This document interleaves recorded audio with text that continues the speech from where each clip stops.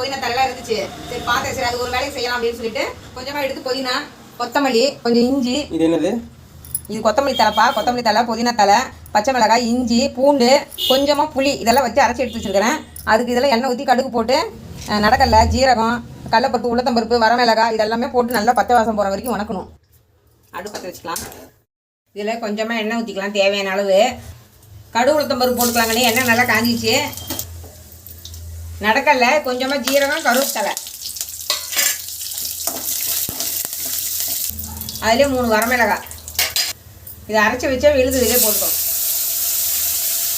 நல்லா ஒரு 5 நிமிஷம் பச்சை வாசம் போகிற வரைக்கும் வணக்கணும். இதில் நல்லா எண்ணெயிலேயே ரவுண்டு பெருங்காயத்தூள், கொஞ்சமாக உப்பு போட்டுக்கலாம். நல்லா பச்சை வாசம் போயிடுச்சு. இதுலேயே சாப்பாடு பருப்பு போட்டு கொஞ்சம் எண்ணெய் ஊற்றி ஆற வச்சுருக்கிறேன். அதை அப்படியே போட்டுக்கலாம்.